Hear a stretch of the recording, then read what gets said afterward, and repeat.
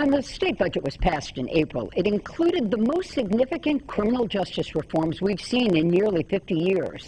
They take effect next month, but what do these reforms mean for your safety and your wallet?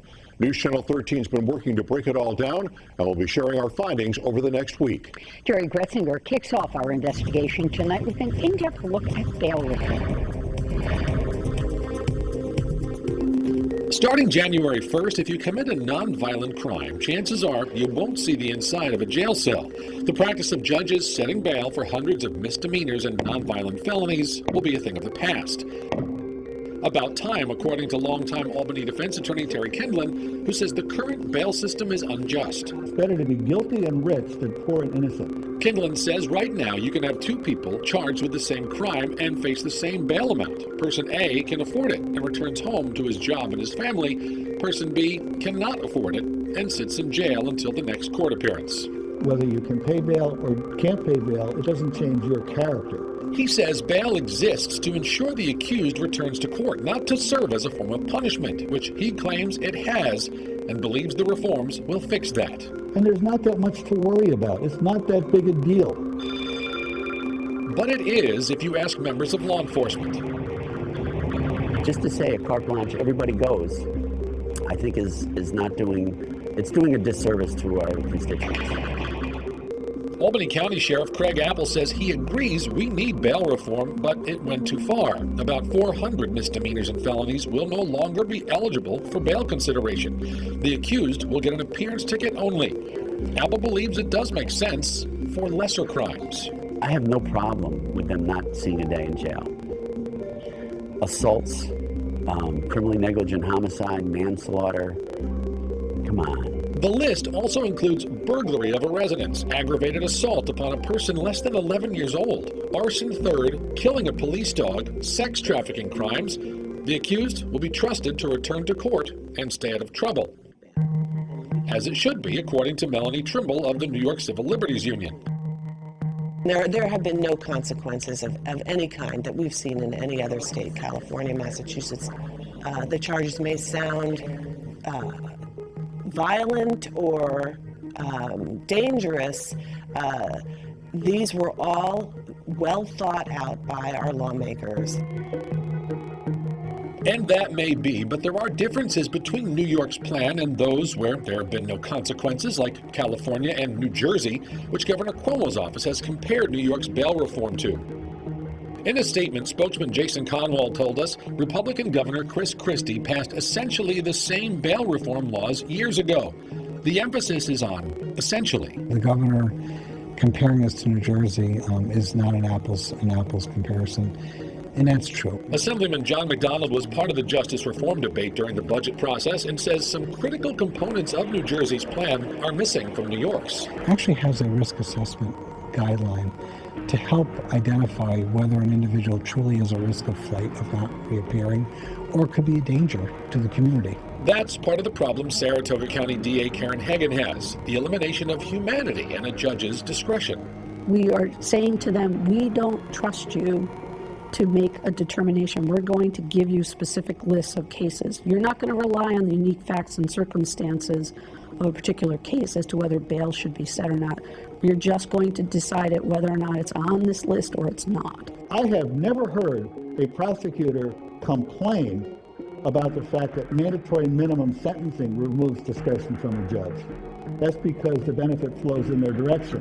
While law enforcement has called for a delay in implementation, it does not seem likely. Folks like John McDonald expect they'll address problems if and when they arise. But as the debate continues, small police departments like Boston Spa are trying to come to terms with a very different kind of law enforcement. Someone who shoplifts from a local store, we'll arrest them, we'll set them free.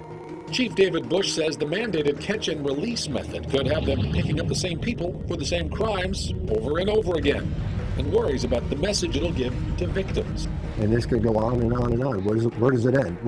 When do we say to that victim, that person, the victim of a crime, that, we're sorry, we're doing what we can? Jerry Gretzinger, News Channel 13. The Queens District Attorney's Office compiled a list of those crimes for which bail will no longer be an option, and we posted that on our website for you at WMYT.com. It's under links, and it's worth a look. Tomorrow night at 6, Jerry investigates discovery reform, and next week, the cost of justice reform. All very thought-provoking issues. We'll see. Last night, News Channel 13 Investigates took a closer look at New York's criminal justice reforms that go into effect January 1st. Jerry Gretzinger walked us through the debate over changes to the bail system. But there's another piece of the reforms, even more worrisome to police and district attorneys. Tonight, Jerry looks at the changes to discovery and why DAs say it'll affect their ability to provide justice for victims. Discovery essentially means handing over all your information and evidence so everyone knows what to expect at trial. How long prosecutors have to do that under New York's new justice reforms is just 15 days. Albany County District Attorney David Soares says it borders on the impossible. We've yet to really interview all the victims. We've yet to really interview all of the witnesses involved in the case. So we're talking about the infancy stages of a case that we literally have to turn over all of this material. Soares claims only about 20% of their cases ever require any discovery because most end with plea deals. But the reforms prevent any plea offer from being made until the completion of discovery. We now must turn over discovery in 100% of all of our cases.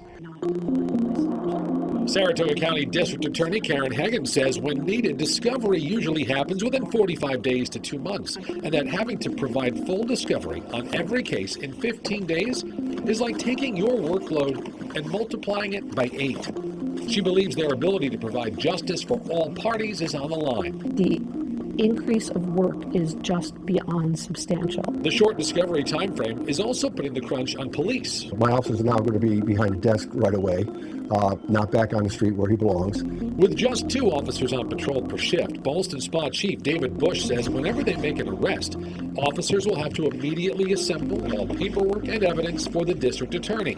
He's afraid of the impact it'll have since the new discovery rules even apply to things like simple traffic infractions. Well, it's critical. We don't have the guy on the road where he belongs.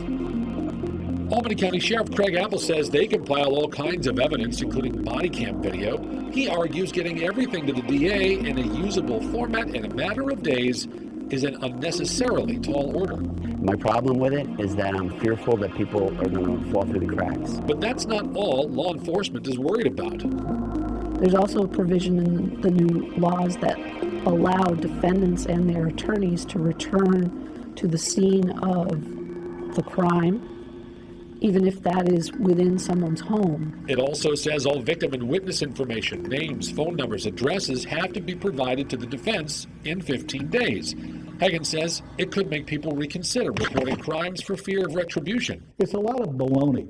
Albany defense attorney Terry Kinlan tells me the concerns sound scary, but are being overblown. If there's a concern, this is in the statute, if there's a concern that, a defendant might get too much information about the people, the DA can go to the judge and the judge can say, okay, I'm going to make this information available to the lawyer, but not to the client.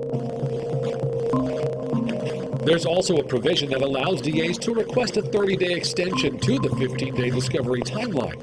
Kinlan does not dispute the reforms do present some workflow changes for prosecutors, but adds it's not the 1970s anymore either. I wonder when I listen to these DAs, if they work in offices or, steel mills. I mean, for God's sakes, everything now is capable of being digitized. But Soares says he's got a dozen police agencies he works with many on different technology platforms, and it's been a struggle getting everyone on the same page. I cannot articulate to you whether or not things are going to be as seamless as we're hoping. Yes, they've had 8 months to prepare, but New Jersey's bail reforms, which Governor Cuomo's office has compared New York's to, were phased in over time and came with funding, and is still facing a budget crisis today. Assemblyman John McDonald tells me the reforms are not perfect, but he supports them. Are there some aspects of the bail reform that I have concerns with? Yes. That's why he also supports a temporary delay in implementation to address things like funding and resources. Governor Cuomo has given no indication that will happen. He and his staff were invited to be interviewed for our reports, but did not accept. Jerry Gretzinger, News Channel 13. On Monday, live at 6, Emily Burkhardt investigates what this justice reform will cost taxpayers in New York State. 13 Investigates has been taking an in-depth look at the criminal justice reforms that take effect January 1st. Tonight, Emily Burkhardt investigates the costs associated with those reforms, since any shortage could very well fall on taxpayers. Emily? It's about time that they spend the money to right this wrongful criminal justice system. We can't be expected to deliver on results if there's no investment, significant investment, in order to make us capable of doing that. The jury's still out on the cost of implementing bail and discovery reforms here in New York. County leaders across the state say they need more staff and new equipment to be in compliance, but the state is not offering any help. Reform advocates and Governor Andrew Cuomo say implementation costs can be covered with the money counties will save from lower inmate populations. But Albany County District Attorney David Soares says that won't cover it. Operation costs of jails aren't going to change on the scale that would be necessary in order for it to completely fund the criminal justice system. Soares says this year his office has already spent $500,000 to get new equipment to comply with discovery deadlines. But he says the bigger issue is manpower. His office asked for 30 new employees in the 2020 county budget, saying they need everything from ADAs to legal aids. If the county executive and legislature agreed to all the new positions, salaries alone would have cost an additional $2 million per year.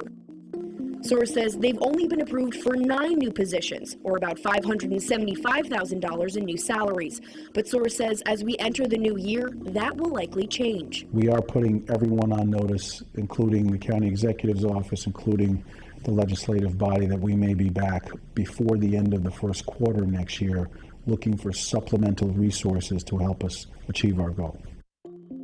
Soares says the volume of storage that will be needed for body and dash camera video alone is enormous. So how much have these reforms cost in other states? 2 years ago, New Jersey implemented similar reforms. The state court system funded those changes by increasing court filing fees 3 years before the reforms took effect. Since 2014, New Jersey has raised over $171 million to cover the costs. New Jersey court officials estimate they'll run out of money in late 2020 and early 2021. They're urging state lawmakers to set aside funding in the upcoming budget. New York Democratic Assemblyman John McDonald believes New York State should also be helping counties fund these changes. In fact, he says he wouldn't be opposed to delaying implementation to ensure money is set aside in the 2020 budget. Nobody really knows what the financial impact's going to be. We need to wait and see. And as we start to get those numbers together, I believe we need to support that effort. It's only fair. But Melanie Trimble, president of the Capital Region chapter of the New York Civil Liberties Union, says these reforms can't be delayed. Plus, she says the sooner they're implemented, the sooner New York will save money on wrongful conviction lawsuits.